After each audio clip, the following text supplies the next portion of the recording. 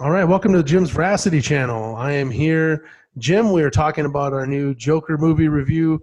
Warning, spoilers ahead. I am accompanied by my good friend Barry. Yeah. How's it going, fellas Legend. and ladies? Exactly. Barry, here we are. We have the Joker movie. We're going to be talking heavy spoilers throughout this whole podcast. So if you have not seen the movie, or if you want to be surprised by some of the content that comes up throughout it, do yourself a favor. Do not listen to this unless you're like me and you can listen to spoilers all day long and it not ruin your movie going experience. Then welcome, listen, and give us feedback because I would love to hear what you all thought about the Joker movie after you've seen it. So if you haven't seen it, you're going to listen to this, come back and give us what you thought of it. So Barry, here we are. Joker movie. Like I mentioned during the spoiler-free edition, Rotten Tomatoes gives it a 69%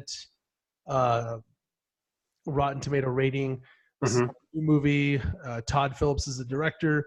He has directed comedies such as Hangover series, The Old School, Due Dates. So, I mean, this is obviously a gentleman that it's kind of a new genre for him. He's going from comedy to dark comedy, like you mentioned. You could say that for sure because Totally. it's not a straightforward comedy like you're gonna normally would see in any type of movie. No, not at all. No, not at all. Not at all. So, yeah, Joker. So it starts off very somber music. I think the whole entire music throughout the entire movie, the whole score is very somber, I would say. Yeah. Definitely. Yeah, definitely. With the Chris Nolan version of The Dark Knight, Yeah. it always had that high pitch, like what was it, like a violin playing whenever Joker scenes are on, and those were always like intense, real serious, Yeah. and scary, But the Joker's always laughing because it's the Joker. Yeah. And then in this one, it doesn't have that high pitch sound, but it leads to it. It's like a prelude to coming full circle to that the high pitched tone again. Yeah. I really love that because I got that sound association with the original one from The Dark Knight into this one, which was great because it was just incredible character development, and it was a great scenic movie too, where it had some great photo shots. It's not a movie that's just completely progressing super fast, and trying to advance the story plot. It's giving you time to, absorb the movie. Yeah. And you really get into the character development. And because that's so important, because that's what the movie's all about, is the Joker.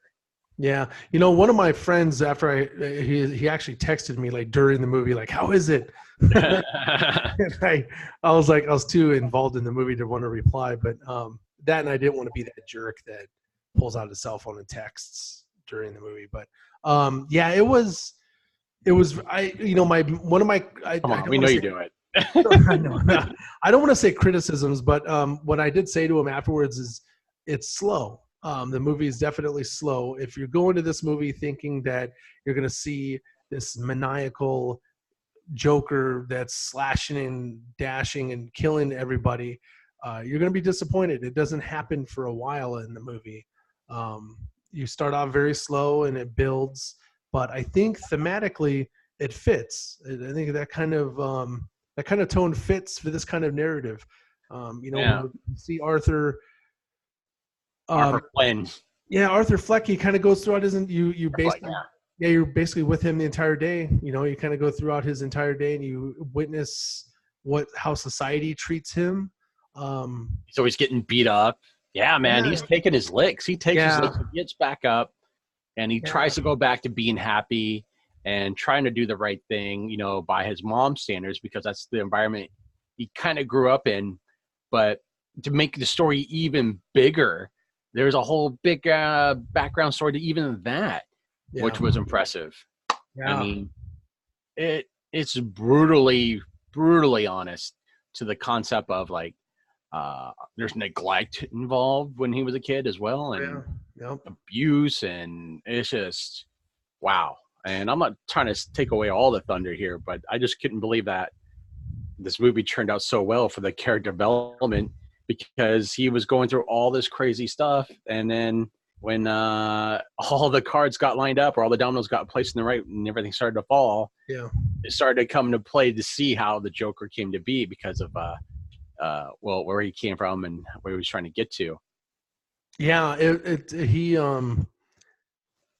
I found it very amazing that he blocked his early childhood out. Like when he read about him being chained to the radiator, Yep.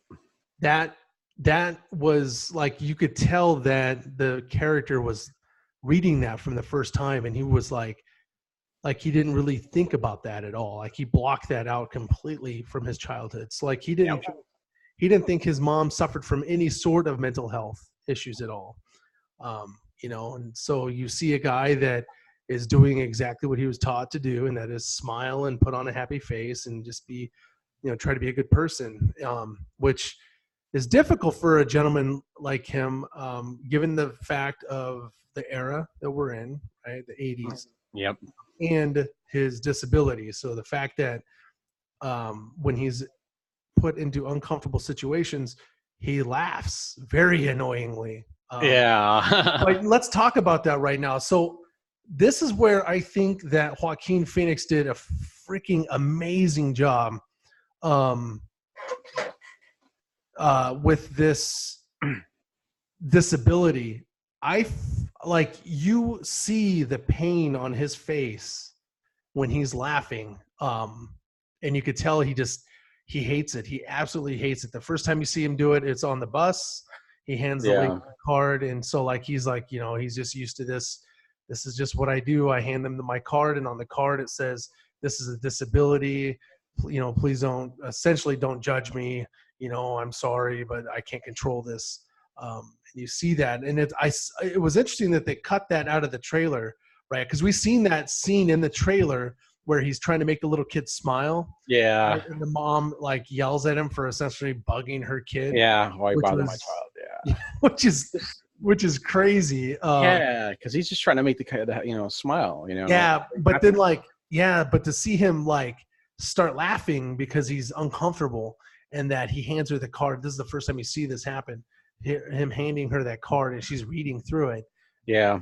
You see him just laughing, and you're just like, whoa, that would suck. Like, wow. Yeah, and the whole time he starts doing his laugh the whole time. Yeah, it was pretty annoying laugh, but. And then, like, to expand more on that, I'd say the most painful part, where I think Joaquin nailed it, was his stand-up routine when he's at the comedy club. And he's doing his stand-up routine, and you see him laughing, and you just see the pain on his face. This is a guy that's laughing. He can't control his laughter, right? Yeah. And he knows it is just, this point right here is just destroying him. And you see that on his face. You see him laughing, but like in his eyes, you just see him almost want to cry, because he's just like, this sucks. But because his girlfriend's in the audience watching it. Yeah. Or so we're led to believe, which, yeah, man, that's pretty amazing. This movie's like really well crafted, because there's so many different layers that interweave with the rest of the movie that makes it flow perfectly. Absolutely. You see, because when he was being disillusional with his girlfriend, because that brings up the whole point. He was blocking out when it was younger. So yeah, and for him to cope with the society and reality, he was bringing all this stuff up in order to perform to what he thought the expectations were at the time. Yeah. Instead of what he wanted his expectations to go for. Because his whole punchline in the very end was, well, not the whole punchline, but one of the metaphors of the thing is that his life is actually a comedy, not a tragedy. Because once he transitioned from being the good Samaritan, always following the rules, whatnot, into being the criminal, he starts going into that persona, which was amazing transformation, by the way. Yeah, let's talk about that real quick. So we have the character. He's, like you said, he's a good Samaritan. He's doing everything he can to not assimilate into society, but basically function in society. Just make it from day to day, surviving. Just getting, but he's getting his butt kicked, whether it's from his mental health practitioner. That's, I would argue, not really helping him. She's more or less just there listening. Like he mentioned later in the movie, you're never really, you don't listen to me. You ask the exact same things. And so obviously a disillusioned healthcare provider that probably sees a multitude of the same kind of patients every single day. And unfortunately, her lack of involvement, I would say, into Arthur, that lack of in-depth work might work for 95% of her caseload, asking those same questions day in and day out. Yep. But when you come to a gentleman like Arthur that is, I would argue that he's a very smart person. You don't get that sense in the beginning, right? Because he's very innocent. Oh, he's doped up on drugs. He's medicated. That's true. But then, then you take that type of help that she's trying to give him, and it doesn't. I guess the answer to that is not everybody's gonna receive care the same way. They're not gonna take it the same way. So but she totally broke down and told him the truth, though. Like she said that they do not care about you, even though he was telling his truth to her about, he finally got to see the attention that he's been looking for, and he knew it was bad because he ran away from the scene immediately, even though he didn't feel anything about it. He actually danced. He even danced after that. I mean, come on, man. That's just nuts. That was crazy. So let's talk about what happened. What was the final straw that broke his back? So he's sitting on the subway. He just lost his job. He got fired. He accidentally took a gun to the hospital, the kids' hospital. The kids' hospital. He was doing it for protection because he just got done getting his butt kicked. Again, yeah. Yeah. So anyway, he's on the subway. He sees a woman getting catcalled and accosted who just left the train car. So he's there with 3 other hooligans. His laughter is what started the incident. His nervousness, right? And so he's and he doesn't have his card on him to try to give to these, which I would say those guys would not give two. They would not give 2 craps for. They would have cared anyway. Yeah, they would have probably made it worse had they known he had a disability. Knowing those guys, he finally snapping, and I think he accidentally shot those guys, but then realized that it felt really good and chased that 3rd guy down and blasted him in the back, and then go into the bathroom, and that's where he's like. I would say he almost becomes a butterfly, it looked like. Yeah, because he's starting to dance to his own music, and that's when he was telling the therapist later that, he's actually getting seen. He's actually getting hurt, and he's telling her the truth that, this is it. I'm telling you the truth. This is what's happening. And then she turns around and freaking just tells him that. And I'm sorry, I'm not trying to go back into the therapist mode, but it talks about his behavioral. And when he goes back into that bathroom, and he's doing this, turning into a butterfly. He ran from the scene. He knew it was wrong. He knew it was bad, and he still just did it anyway. And I think you could actually argue, though, it was kind of somewhat self-defense at that point because they were going to beat him. But totally. You never know. Yeah. But shooting him, that's just that's not right.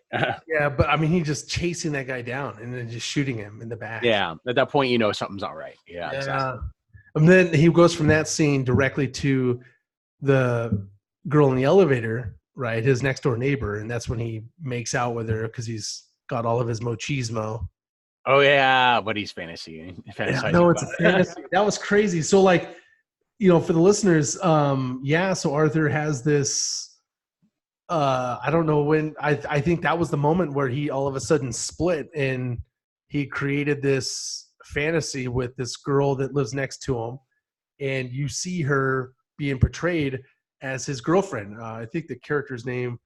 What was her name? I think it was. I forgot. Sophie. Sophie was her name. Oh yeah, good call. Played by Zazie Beetz, who I thought she did a really good job.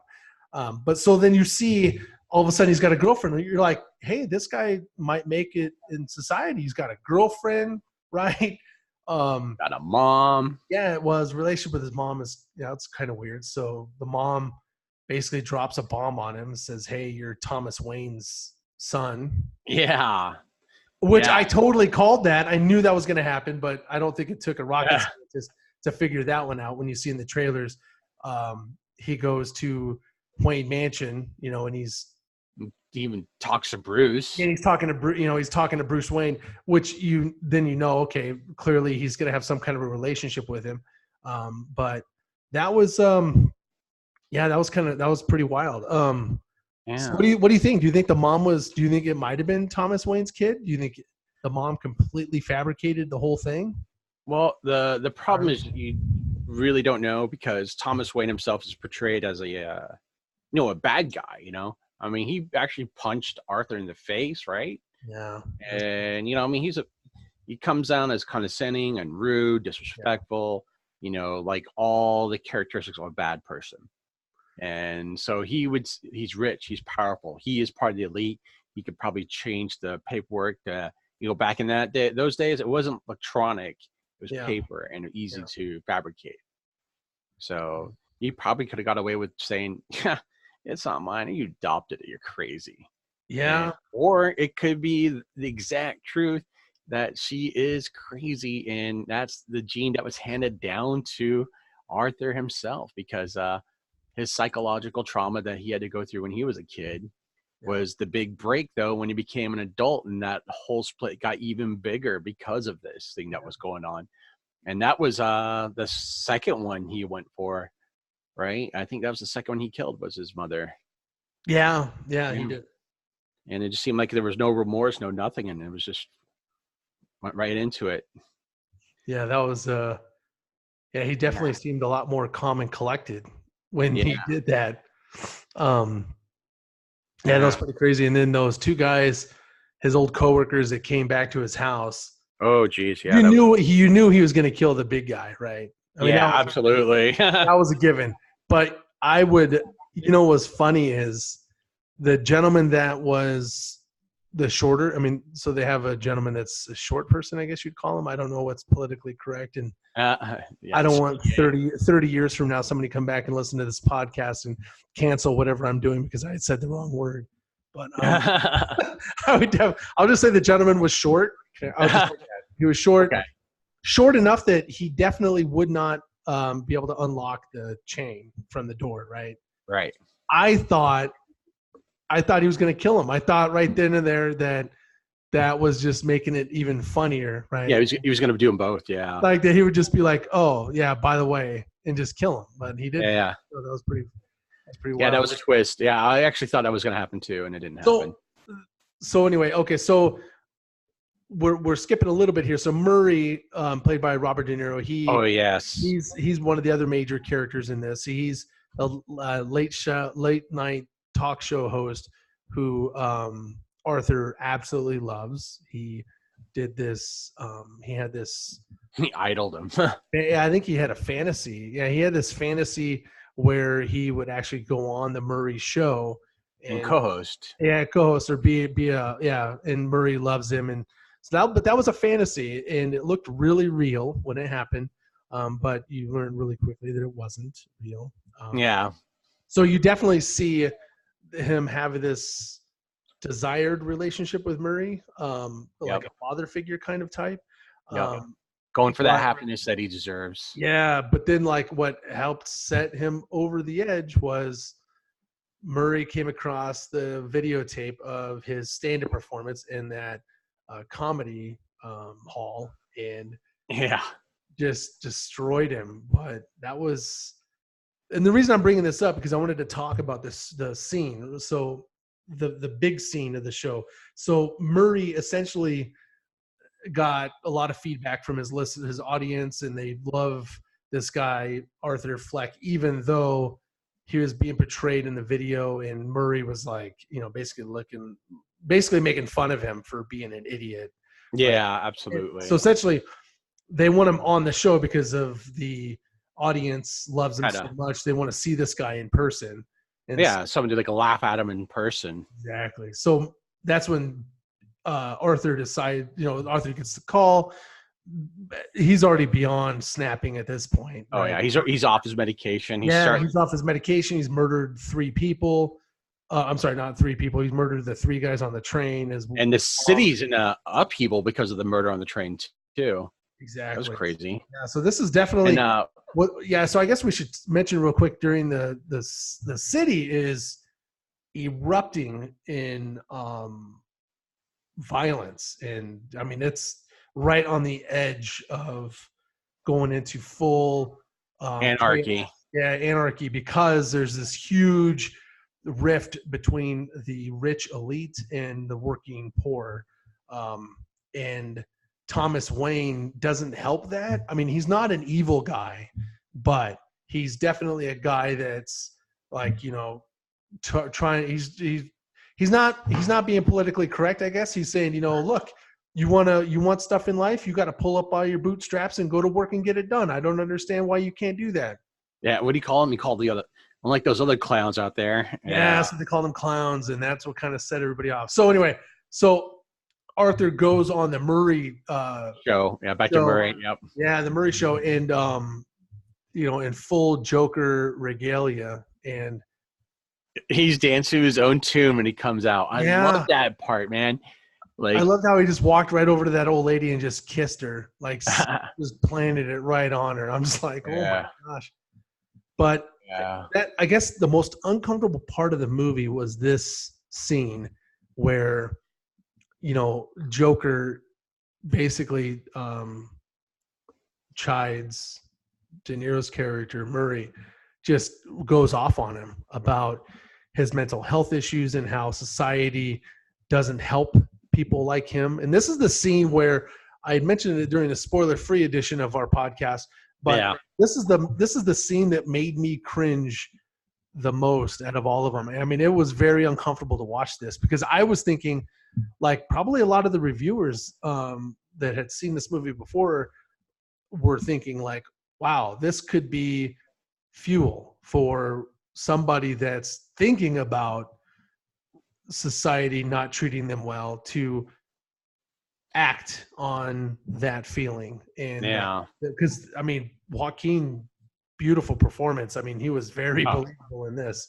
perfectly performed. Yeah, and then you have De Niro's Murray character. He was just arguing with him and saying, like, look, no, this, murdering 3 people is wrong, and and so that was definitely, that was it. And then he just pulling that gun out and blowing his head off. That was crazy right there on TV. But so I wanted to talk, Barry. So now we're towards the end of the movie. There's some stuff that happened, and I mentioned that I wanted to bring this up with you, but I didn't want to bring it up until we did the podcast because I wanted your initial reaction. Oh, okay. What you thought it was going to happen afterwards. So here we are at the end of it, right? He gets saved from the cop car. He's standing on the hood of the cop car.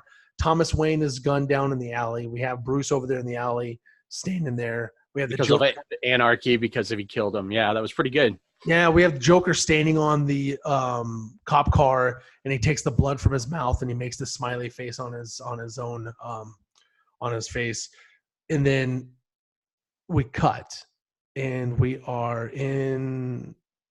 So he's surrounded by all of his followers, right? I mean, clearly not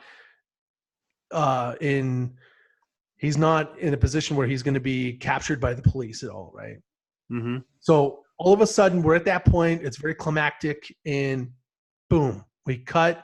We're in a white room, and we have Arthur Fleck, who does not have any injuries on his face at all. So this is something. I don't know if it's a lot of time later or something, but all of a sudden, he's being interviewed by I would seem to be a therapist, and he's just laughing, and she's asking him, what's so funny, and he's like, and he stops and he's like, you won't understand, Yeah.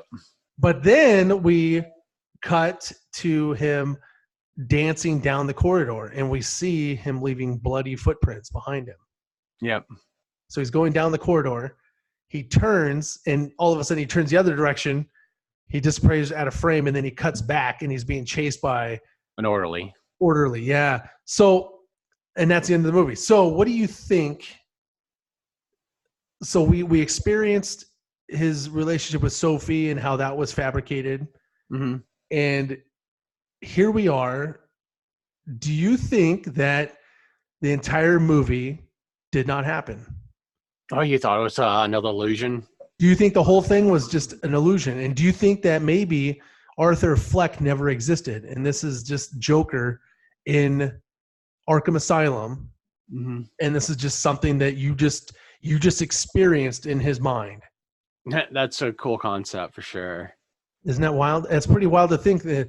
And so, and the reason I'm asking that is because Batman is going to be coming up soon, and we have Robert Pattinson is taking on the mantle as the new Batman.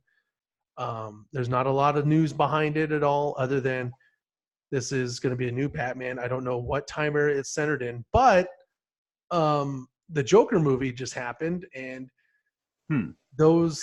that definitely could have happened in a different time, right? I mean, at the end of that, if all of that was just fabricated in his mind, and it didn't take place in the 80s, it could have taken place at any time, right?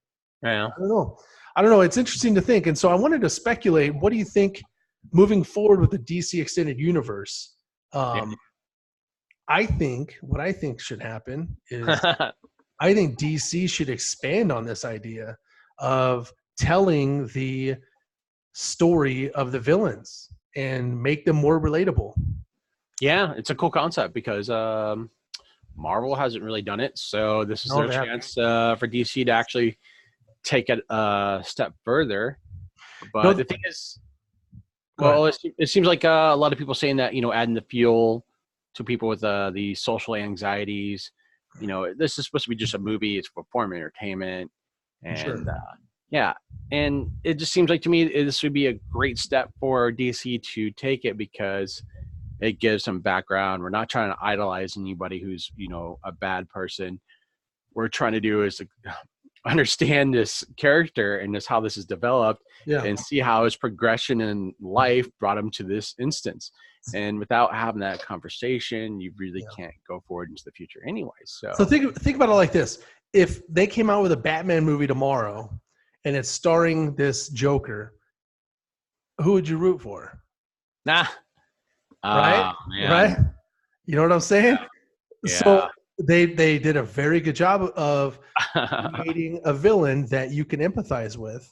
Yeah, they did a good job on that. That's for sure. And that would be a lot of talk. People would be like, wow, how would you do that? How would you feel? Like, who would you root for? And so that's what I'm thinking. If they would go and expand more on this, and they did another origin story on, let's say, the Riddler or the Penguin, right? Mm-hmm. Those characters, and make them more relatable, and put them together in their own movie, right? Yeah. You know what I'm saying? And then create, don't make them anti-heroes. You don't have to do that, but make them more relatable so that people can they can empathize in that villain. And so that when you bring a hero into the mix, a superhero into the mix, it can be a very very interesting story. I don't know. That's what I think. Well, it's a really great story of the fall of the Joker, though. So, and maybe some people could say it wasn't even the fall. Probably will say, like, it's how he saw his true calling. Oh, I don't think this was I don't think this was the fall. I think this was, if anything, I think this was the birth. I think that, listen, if this was just if this is a standalone movie, I'm not as, I don't want to say I like the movie, but I would like the movie a whole lot more if it would be part of an extended universe, because of the way that they left the ending the way that they did. They definitely left it open for it to be expanded upon. And if they did that, I think that it would. I'm telling you, they have a perfect opportunity for it. But anyway, so that's my take on it. I think that if they really could do it, I think they could do a fantastic job. DC, if you're listening, take this blueprint and run with it, man. Go and start pumping out these darker, more relatable villain movies that we can empathize with, and then a number of years from now, bring us the superheroes that we loved, and so that we could see this dynamic and we would talk about it. I think if you came out with a Batman movie tomorrow with this Joker, I think that would cause a lot of buzz. There'd be a lot of people talking about, having difficult conversations about, Batman's just wrong, man. Joker makes sense, that's which is crazy. Anyway, so anything else you want to add, Barry? No, it was just a great movie. If you haven't seen it, I recommend it big time. And those who did see it, share it with us. We would love to hear some feedback. Yes, please. So if you have not done so yet, please subscribe, like, share with your friends. Go see the movie. Come back here. Give us a comments. Tell us what you thought. What do you think is going to happen with the DC Extended Universe? Is this going to be a standalone film? I know Todd Phillips says it is. I don't know. Money talks. Yeah, money talks. True. When you start making the money, then they're like, well, maybe we could spin it into a sequel. Exactly. Right. So this is Jim and Barry for Jim's Veracity signing off. Everybody have a wonderful day. Talk to you guys later.